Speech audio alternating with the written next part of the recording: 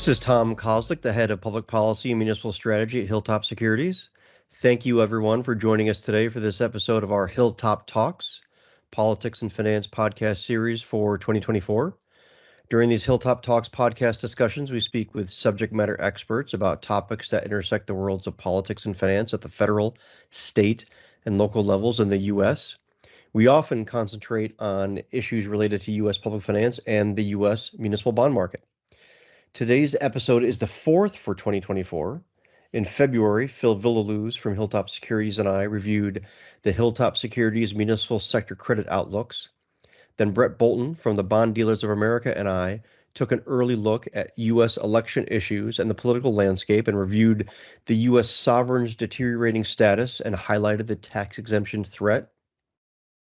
And at the end of April, Chris Iacovella, the president and CEO of the American Securities Association, and I reviewed topics currently at issue in Washington, including immigration and cybersecurity.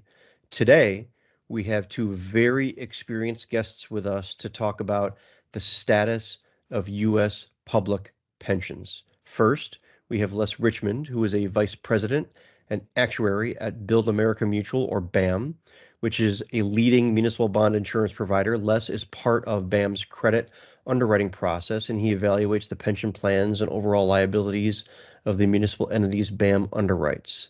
Thanks for joining us today, Les. Thanks, Tom. I really appreciate you having me here at the top of the hill in Hilltop, talking about pensions. I came to BAM in 2013 after an over 30-plus year career as a consulting actuary, and as you said, that you described my duties very well as far as with what they are at BAM. I also want to say I appreciate the format of being able to have a freestyle discussion about pensions. You know, my public speaking has generally been based on prepared remarks, so I think it's going to be fun today, and it's a real pleasure to be doing that discussion with you two guys. One last thing I want to say is the views I expressed today are my own views, not necessarily the views of Build America Mutual. Thank you. Thanks, Les. Second, we have Tom Aaron, who is a vice president and senior credit officer at Moody's, which has been recently rebranded from Moody's Rating Service. At Moody's, Tom doesn't cover a specific public finance sector. Instead, he and his team have helped implement and maintain how it is that Moody's Public Finance Group approaches public pension risk. Thanks so much for being here, Tom. Well, thank you, Tom, for the invitation, and I'll second the notion that Les advanced, which is I think this is going to be a great format, and I think just a really good discussion on the at least I would say always interesting public pension topic. And I wanted to share with our listeners that I'm always excited to record the podcasts that we do during these Hilltop Talks discussions. But today I'm especially excited because both Les and Tom have been instrumental over the last decade plus in me understanding this very, very complicated topic.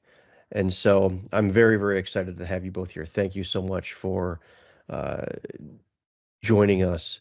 And I think that the timing of this recording, it could not be better because we just published the results of the 2024 Hilltop Securities Municipal Bond Analyst Survey at the end of April.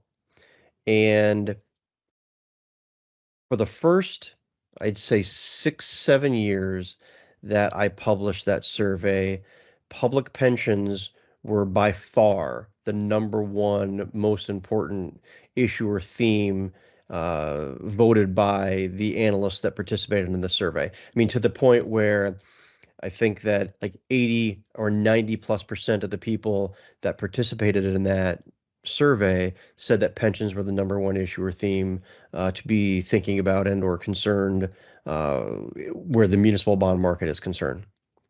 This year, so after COVID, that number started to that rank started to fall. Pensions were still in the top 5, but it did start to fall because of the COVID crisis, because of concern about interest rates and inflation starting in 2022.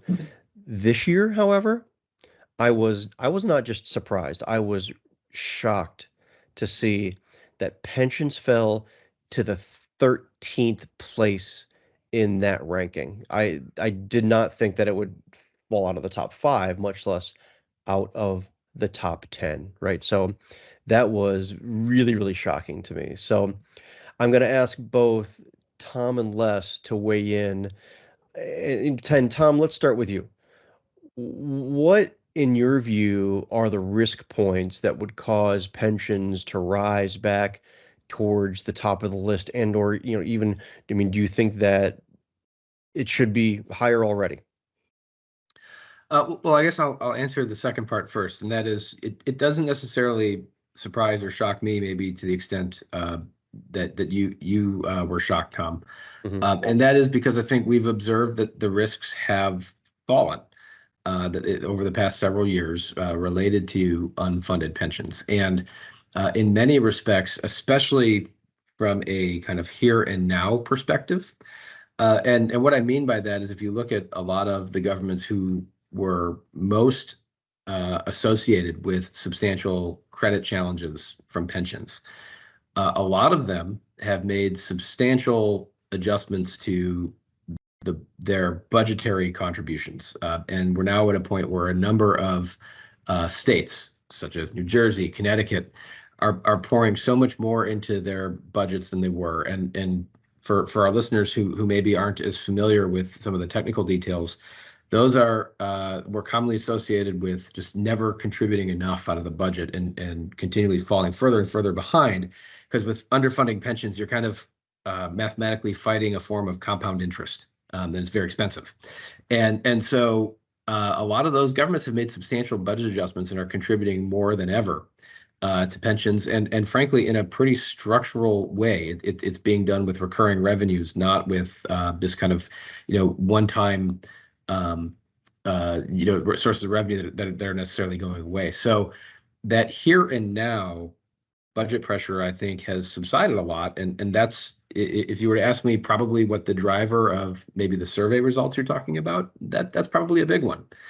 To the first part of your question, however, which is, okay, what would be the couple of things that would all of a sudden catapult pension risk back? I would point to 2 items. The first would be investment risk. So we are in a bit of a higher interest rate environment, and I think we might talk about that a little bit later, but the asset allocations of public pension funds remain very much toward what you could label growth assets. So very equity heavy, very alternative heavy. When I say alternatives, I mean private equity, private credit, real estate, hedge funds, and so forth. So those types of assets have greater volatility risk than high grade fixed income securities. They just do. And so I think that's kind of point one. If we get some market turbulence, that all of a sudden the pension fund suffers some significant losses, that's going to translate to required contribution hikes pretty quickly for governments, on top of those hills they've climbed that I talked about earlier. The second item that I would really point to is contribution risk. And so we have been in a very cooperative revenue environment lately for state and local governments for the most part.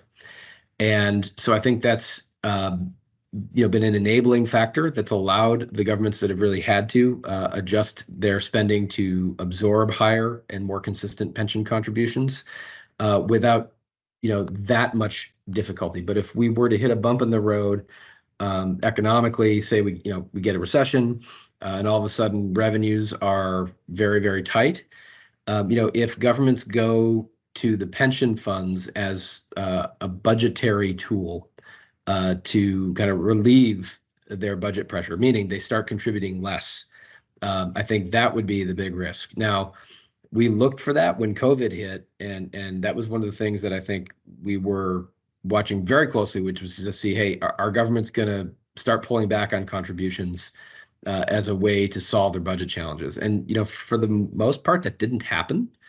But I think that would be the second thing in our view that would be the big kind of risk signal that pensions were back at the front end of municipal risks. Right. Les, do you agree? Do you have something to add to that?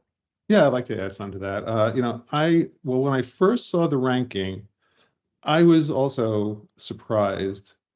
And but then I not thought shocked. about it a little bit. And I realized that, the rankings are influenced by what's top of mind at that point in time when you're doing the survey.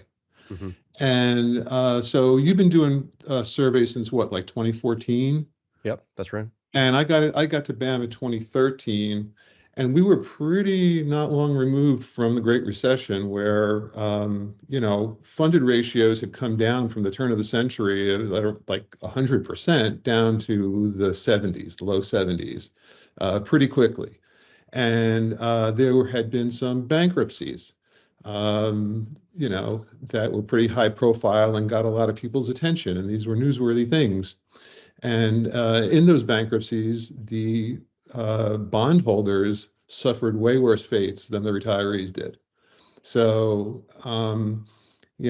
I think that since the Great Recession, pension funded ratios have pretty much stayed steady in the low to mid 70s on average throughout the country, average, give or take. And so I think there's a bit of pension fatigue going on, where, pensions have sort of remained the same level of risk. Maybe they're getting better. Tom did bring up the point about improved funding practices. That is true, but a lot of the more recent funding practices were as a result of federal stimulus funds that are drying up. So those are going to, I think, the funding pressures are going to return. But I think, when you talk about how could pensions rise up the rankings again, I think it's going to be I think it's going to need to have maybe a bankruptcy or two to get it back on people's minds that the bondholders are much more at risk in those situations than the retirees are. Hmm. So So I want to build on that. That's a great segue into one of the other things that I really wanted to talk about. I think that there are ways and or factors that can differentiate well-funded versus not well-funded pension plans. I'd like you both to weigh in on. But first, I'm going to step back from a bigger picture perspective, unless you kind of set this up already. In 2009, Pew brought attention to public pensions when they wrote that there was $1 trillion gap for state government pensions. I was wondering if, and again, Les, it's like you set this up for me perfectly already. I was wondering if uh, both Tom and Les, and let's start with Tom, if we can kind of start from 2009, how it is that your read on how the market was reacting to what was happening kind of 2009 through just before COVID, kind of where liability levels were just before COVID, and then kind of where they are now.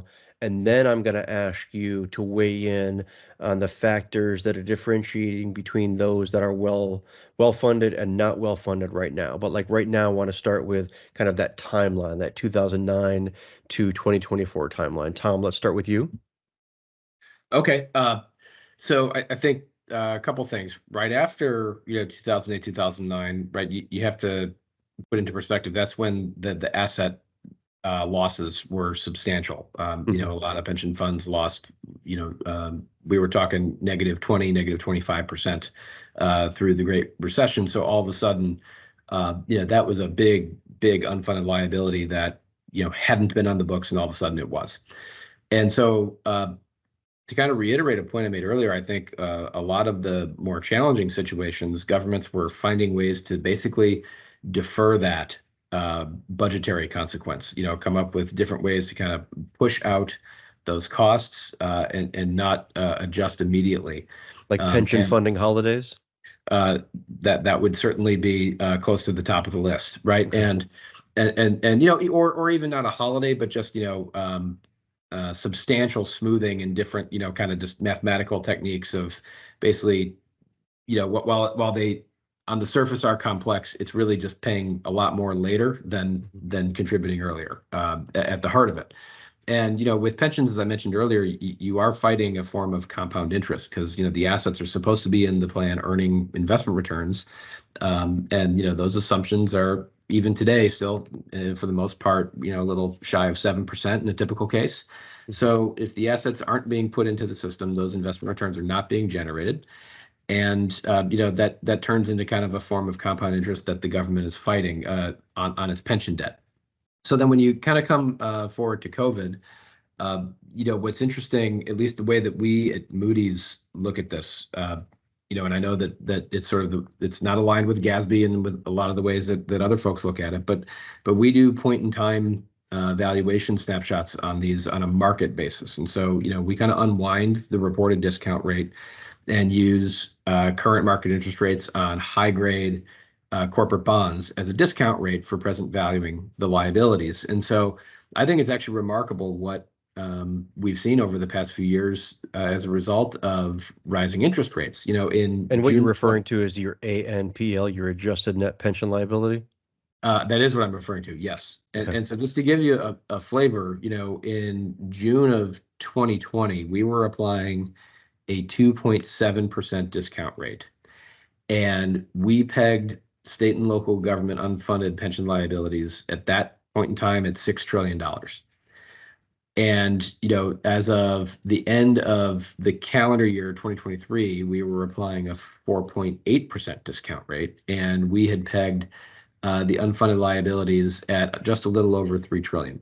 So, in our view, those balance sheets have shed just shy of $3 trillion of unfunded liabilities, given recent market developments. So on the balance sheet side, to answer your question about, how have we kind of progressed? I think just looking at the movement of some of these numbers over the past, call it 3-4 years now, it's just been a dramatic drop in the sort of present market value of the liabilities. Les, is that how you're seeing it as well? Well, our BAM actually, our methodology, we do adjust liabilities to a single discount rate so that they're more comparable. We don't use a market value rate. We use a expected rate of return on plan assets on a conservative basis. So we've been using 5.5% for that purpose. But if you just look at data, just reported data through surveys, the unfunded pension liabilities on the reported basis, okay, so not nearly as conservative as what Tom was talking about, has been about $1 trillion, and it's been kind of holding steady really since 2009, which I think has contributed to some of this pension fatigue in your survey. The other thing not to overlook is our OPEB liabilities. OPEB liabilities are a lot harder to tally up because a lot of those plans are single employer plans. So there's many, many more OPEB plans than there are pension plans. But you're probably looking at another $1 trillion just for OPEB. So, these things are holding steady, and it's the type of thing that just presents a risk no matter how you look at it. So Les, I'm going to follow up with the question that I had mentioned earlier. What are some of the factors that help differentiate the well-funded versus and we'll get to OPEB because I think that was a great point. I'll get to OPEB in a moment, but I was wondering if you could talk about what some of the factors are that differentiate the well-funded versus not well-funded pension plans. And Tom, I'm going to ask you to weigh in on that after Les talks about it. Well, the most powerful driver of unfunded liabilities is investment performance. Okay, and if you assume that pension funds are invested in different asset allocations and they take on different levels of risk, but investment performance is going to hit pension funds pretty much roughly the same all across the board. So let's take that off the table. The next highest driver of unfunded liabilities is funding discipline, contributing adequate pension contributions that are going to pay down unfunded liabilities over a reasonable period of time. So The well-funded plans that we see out there are ones that have maintained that discipline over a long period of time.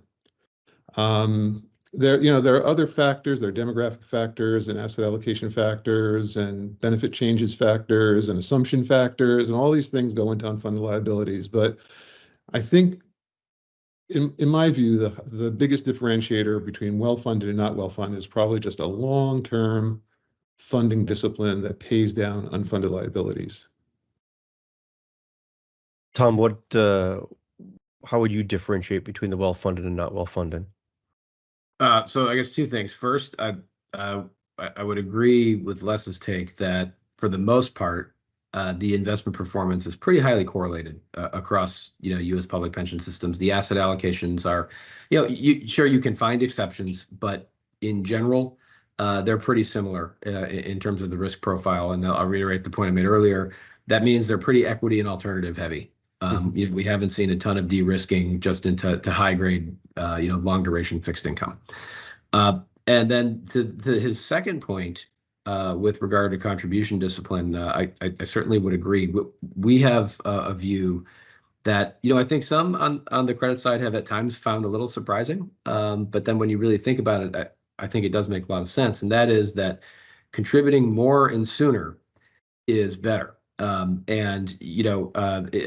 it's because of kind of the power of compounding. And we've for years talked about that municipal debt service is usually pretty plain vanilla and boring. And by that, I mean, it's usually level and structured to kind of, get paid off over the expected useful life of a financed capital asset. So usually, you can search and find things like very, backloaded capital appreciation bonds and so forth. But for the most part with debt in the state and local government world, it's pretty plain vanilla and kind of level the way it's structured. And with pensions, historically, that wasn't always the case. And you had basically actuarial contributions determined using mechanisms that effectively were backloaded. And so that meant you could just kind of look at it and see, well, they paid 100% of the payment. And well, in reality, they weren't really paying down a lot of unfunded liability, even on a reported basis. That's not even, using Moody's numbers. And so, we have this thing we call our tread water indicator, which is basically a test for that. And it basically says, are you at least covering the implied interest on the unfunded? And if contributions are above that, then that's kind of the amount of quote unquote principal that's being paid down towards the unfunded liability. And to just put some numbers behind it, you do your annual municipal analyst survey. We have an annual survey we do of the 50 largest local governments and their liabilities. And when I did it at the end of last year, 8 out of those 50 were contributing below that tread water indicator I described. Well, if you go back just to the 2018 version of that, it was 28 out of 50 that were contributing below that. So, I mean, I think this is just a part of a theme we've been talking about today, where you look at these data points, and I think it's a lot of governments are really, the contribution strength has improved, and that I have to agree with Les that long-term contribution discipline is a major driver and differentiator. So it's just interesting to see the trend in this space. I think has improved pretty substantially as of late. Yeah, our data actually agrees with Tom's, which is that the incidence of what we call negative amortization at BAM is definitely coming down. It's trending downward, which is a very good trend. We actually, pensions factors into BAM's overall credit analysis, just as a part of a much greater analysis. Okay. But the part on pensions has an adjustment based on publicly available data. You can estimate the expected payoff period of the net pension liability that's disclosed. And so what we do is we actually give a positive impact to our pension assessment if that estimated time period is less than 15 years, because that's kind of accelerated funding. We say 15 to 30 is about right, so there's really no adjustment for the payoff period. Greater than 30, we have a negative adjustment to our assessment because that's just too long, and you run into intergenerational equity issues and pushing budgetary requirements into the future, which is a bad thing. And of course, a big negative adjustment if you have negative amortization. So we're definitely watching that. But again, as Tom said, and we agree, those negative amortization trends are coming down. So you both were stressing the importance of discipline. And Tom, one of the things that you mentioned was the idea of the fact that the current environment where interest rates are not just a little higher, but somewhat, pretty substantially higher, this might be a time when entities could be looking at some de-risking strategies. I was wondering if you could both weigh in on whether or not you are well, first of all, if you think that this is an environment where plans could be doing that, and if you are seeing that in any way. Tom, So, why don't you start? To the question of whether this is an environment where pension systems could be doing that, I think the answer is yes.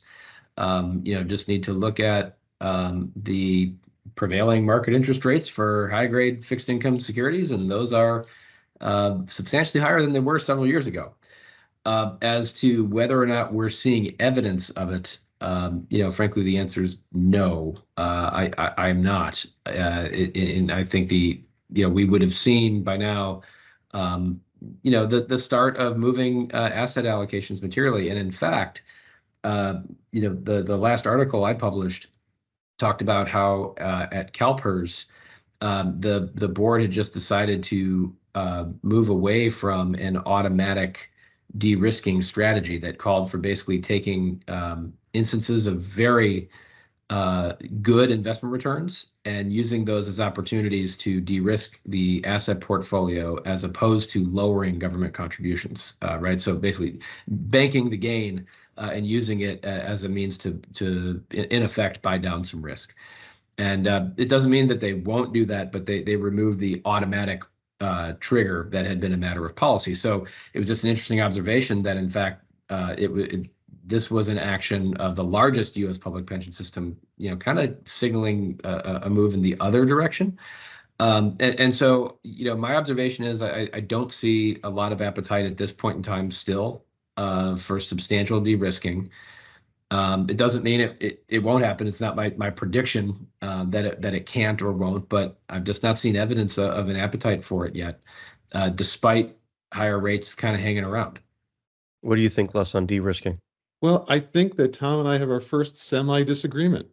All right.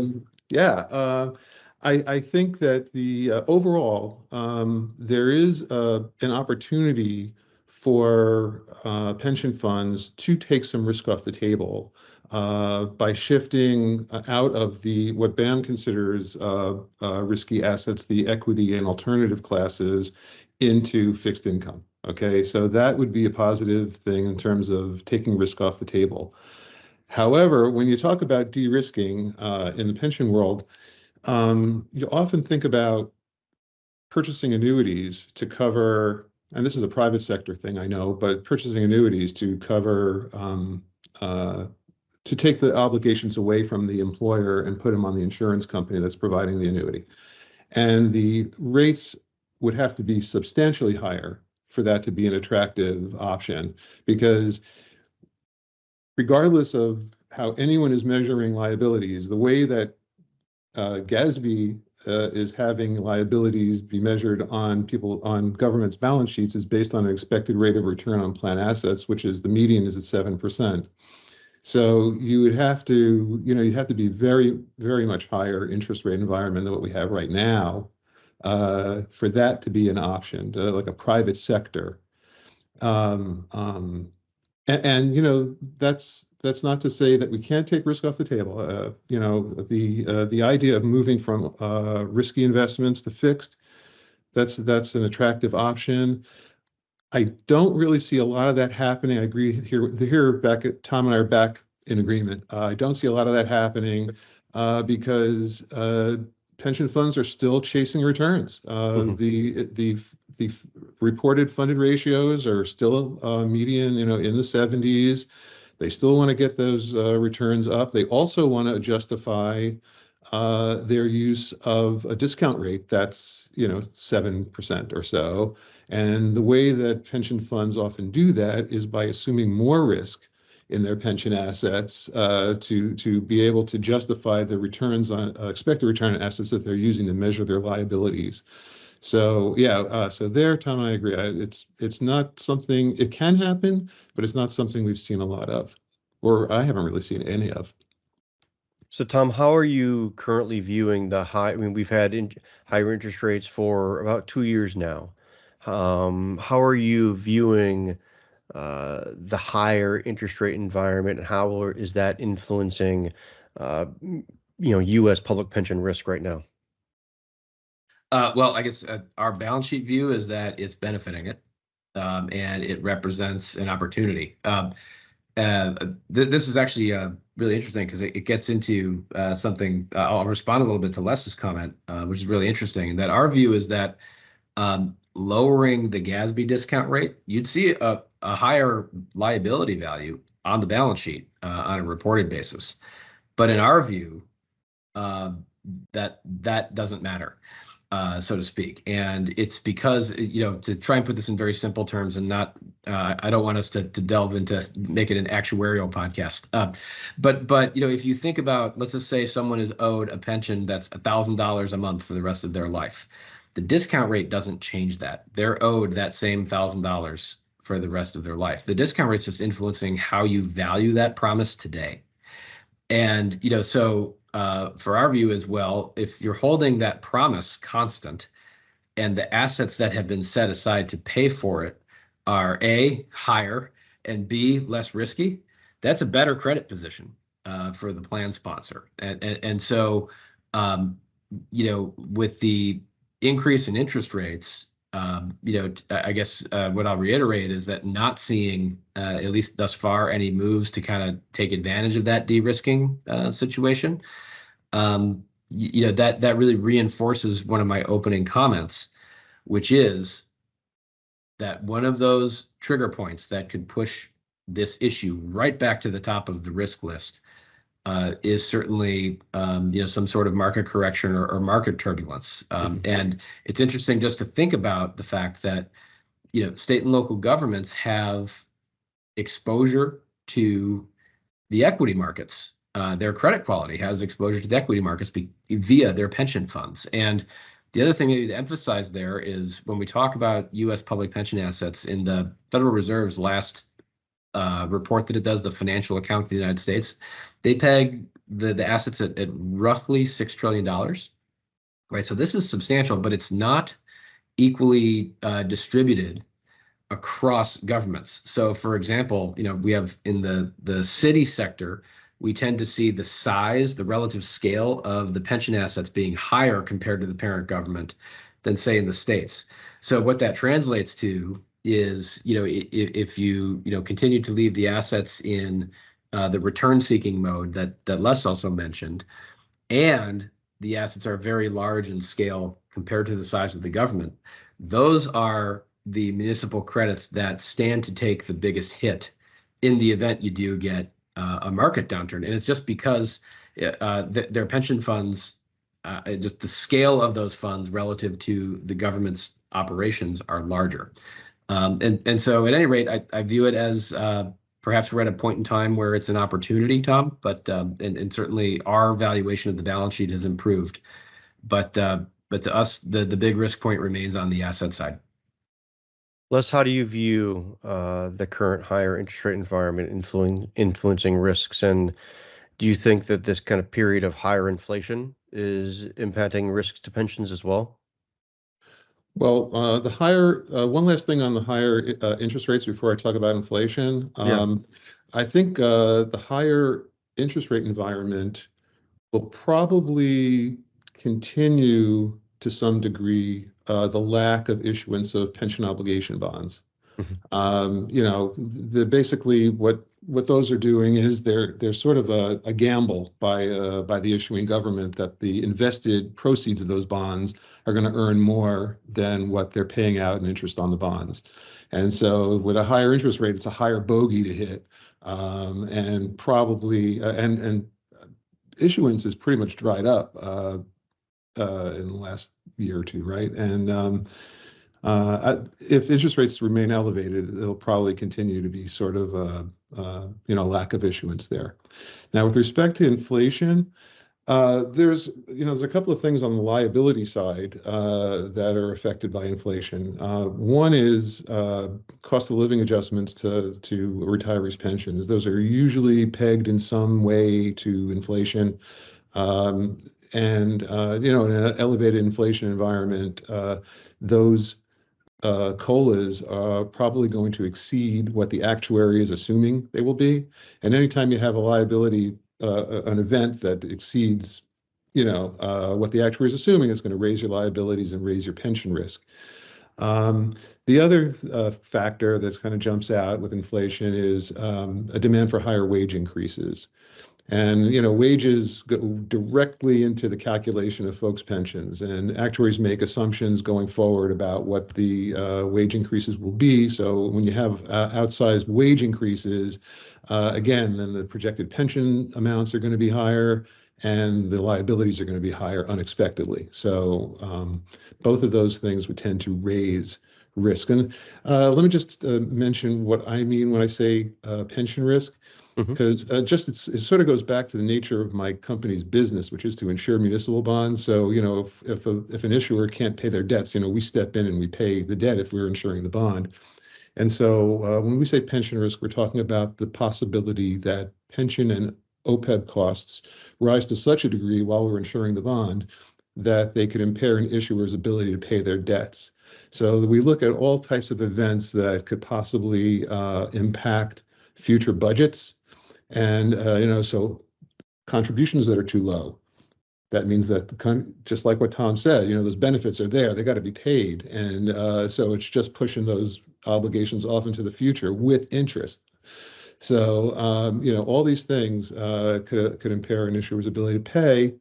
And, and so unexpected benefit increases higher than what the actuary is assuming. And also, you have situations where you could have an ad hoc COLA, where the actuary is not assuming anything about COLAs. All these things could raise your liabilities and your pension risk. So I'm going to change course here for a second. One of the big themes in not just recent months, but in the last year or so, has been the tight labor market and what's happening with demand for workers. There's been a very tight labor market for public sector workers. The number of state and local government employees just recently topped where it was pre-COVID. I'm wondering how a tight labor market affects risks related to public pensions. Well, a tight labor market definitely exists. And just speaking with people that I know in government, they all seem like they're understaffed. I was recently riding the New York City subway, and there was a poster advertising for teaching jobs in another state, and another time a poster advertising for police jobs in another city. So that's definitely a thing, the tight labor market. And so when you talk about a tight labor market and coping with that, you're getting to issues about attraction and retention of employees, right? And employers, there's a lot of ways that employers can do that, but they often do it with money. And when they do it with money, that involves compensation and benefits. All right. So if you have an across-the-board pay increase, all right, that's intended to retain employees, but it's higher than what the actuary is assuming. It's just like the comment I made before. You have the wages go into the pension calculation, you raise your liabilities, you raise your pension risk. Same thing with benefits. You have, there's one state that's actually considering going from a defined contribution design that they have in place back to defined benefit. And believe me, I love defined benefit plans. Okay. Defined benefit plans put my kids through college. All right. So I very much like defined benefit plans. But if you think about it, just in terms of risk, we much prefer a defined contribution plan design. Just because, you have your investment and longevity risks with the employees rather than the employer. So, when you have different benefit increases in generosity with benefits, these are not what the actuaries are assuming. And so those are going to raise your liabilities, raise your future budgetary requirements, and raise your pension risks. Tom, do you have a view on how it is that the tight labor market is affecting public pension risks? I do, and I'll try and keep it quick because Les actually highlighted the two areas that he answered the question essentially very, very similarly to how I would have, and that is COLAs and active employee salary hikes. Those are the two ways that inflation and the tight labor market, especially with the active salary hikes, are hitting. But the one point Les started to get to that I also would have gotten to, but maybe I'll elaborate a little bit more, is that if you think about another trend in the pension world that has gone on for, call it, really after the great financial crisis, every government, for the most part, has done some sort of what it would call pension reform, right? And so that can span a huge spectrum. That can be changing benefits just for the new people that you bring on prospectively. It could be maybe even taking the already active employees and prospectively lowering their benefit generosity of their future accruals. And then another area that governments have done it is cutting COLAs, because in a lot of states, the COLA from a legal standpoint may be viewed as distinct from, say, the core pension benefit. And so that's presented an opportunity of an area governments could actually cut benefits. And what I think we're seeing is like that one state that Les mentioned, but there's other states you've seen proposals to enhance benefits, revisit past COLA reductions, and consider saying, what, maybe we're going to revisit that decision. And for this group of employees, we've been allowing them to get lower COLAs. We're going to actually revisit that. Those will all be liability hikes. So I think that's another way that this is. This recruitment and retention issue is a pension risk, in that any sort of reward action that involves either active compensation or maybe revisiting past benefit cuts, that will increase liabilities. And then the other thing to think about is how that liability side of the ledger then, of course, ties to the assets. The moment that you give those benefits back or you make those new benefit promises, right, those are kind of locked in stone. And then if you get a market event and the assets drop, well, the liability is still higher, right? That doesn't go away. And then all of a sudden you have an even bigger unfunded liability. So, I think one of the risks is at being maybe at a more stable position is that it can be a little bit more politically enticing to give some more benefits. And our view from a credit standpoint is we're agnostic as to the level of benefits. It's just a matter of if they're paid for or not, because I think we have a similar view as to Les, is that if the pensions become unaffordable, then perhaps the debt might become affordable too, as we've seen in the few cases of municipal bankruptcy. And so that's why we're so focused on this issue. So one of the things that Les just mentioned was about OPEB. Tom, I'm wondering if the credit risks from retiree health care and or OPEB liabilities are moving in tandem with pension risks, or are OPEB specific factors driving those different outcomes? I'll make two comments. I think one is that we view the OPEB as being very much pockets of risk. It's interesting that if you look in certain sectors, you'll see a lot of pretty substantial OPEB liabilities. And then some other, geographic locations within the same sector, it's just a non-issue, right? So it's much more, I think, concentrated in terms of just geography in certain sectors, where we do see those high OPEB liabilities. The second very interesting, I think, distinction that OPEBs have that's different from pensions is that in most cases they're not pre-funded. So, it's just a liability, and at least the way that we value them, those liabilities have come down a lot from higher interest rates. But on the income statement side, those are direct budget hits to governments. So they're doing what's called pay as you go, meaning paying the benefits just directly out of the budget as they come due. And so the risk there, if we kind of tie all these topics together, that's pretty interesting, is, with OPEBs, it's typically not an annuity like a pension. It's a service, right? Retiree health care in most cases. And that service is also subject to market influencing factors such as inflation.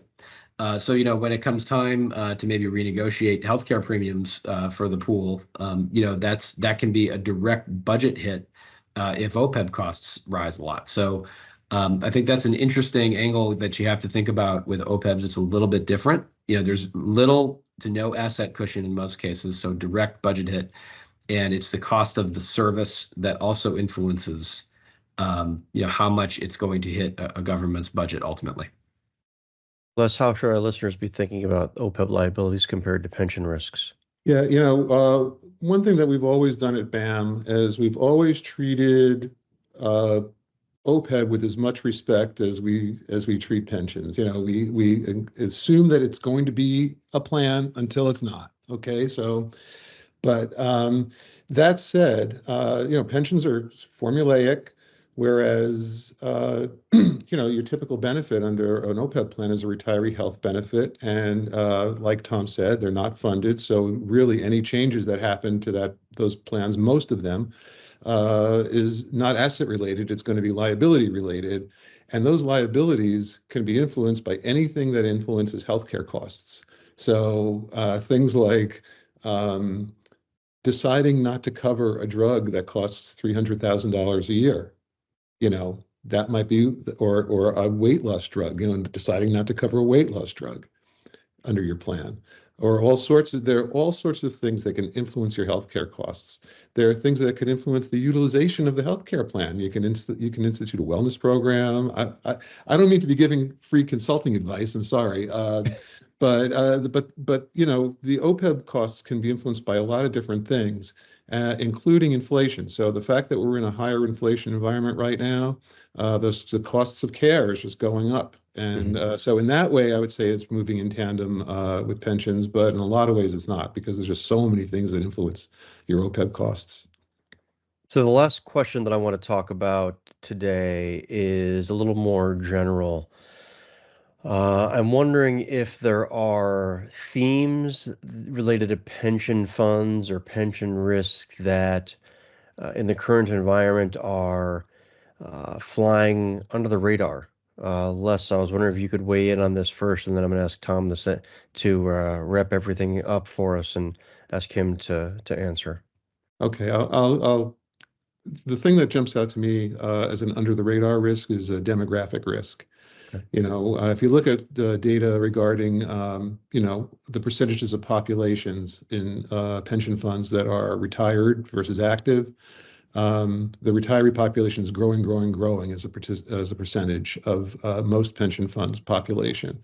So there's different things that suggests. One thing is that,